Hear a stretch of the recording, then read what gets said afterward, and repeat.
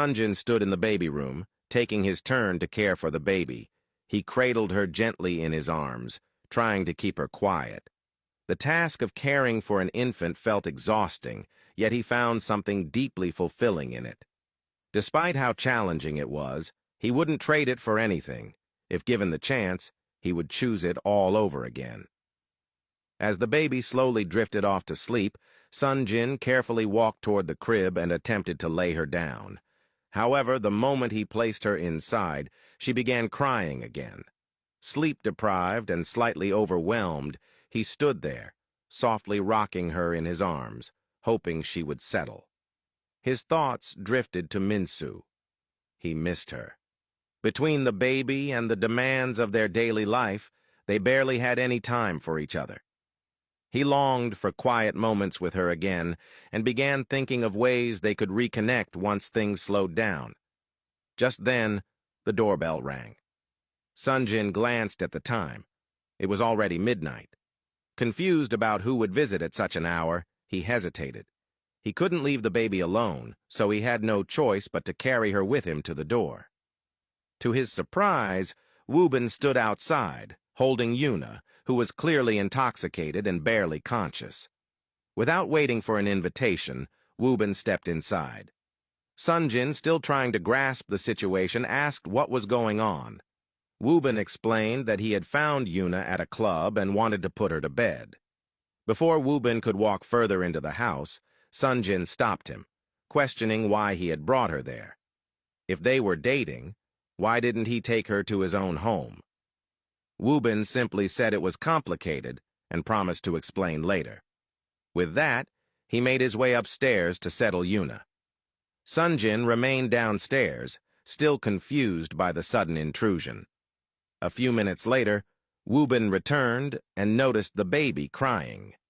He walked over and gently took her from Sunjin's arms, cradling and patting her with a calm rhythm. Almost instantly, the baby relaxed and stopped crying.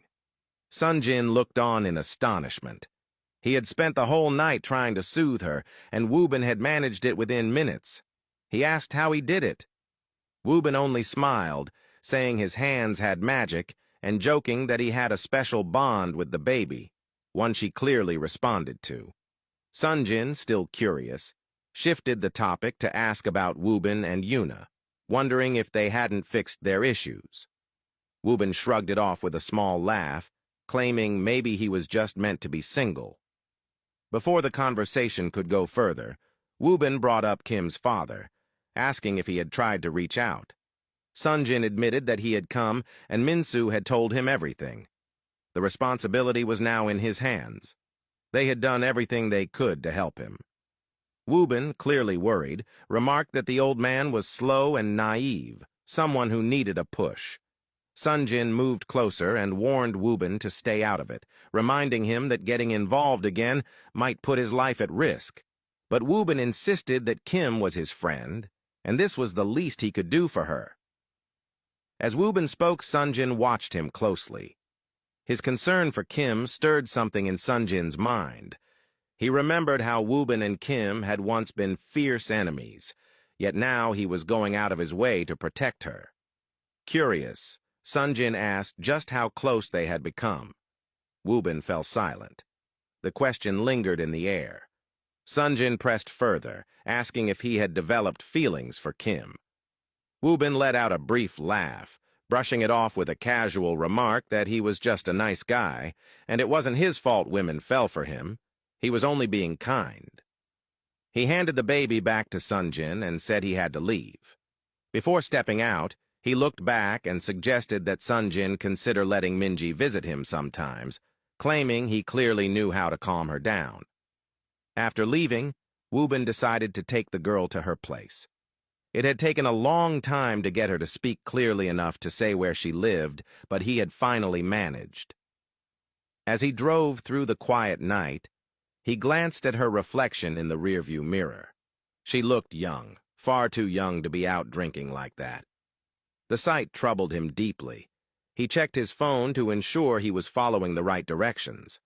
After a short while, he reached the estate. Just before entering, he spotted a car parked outside.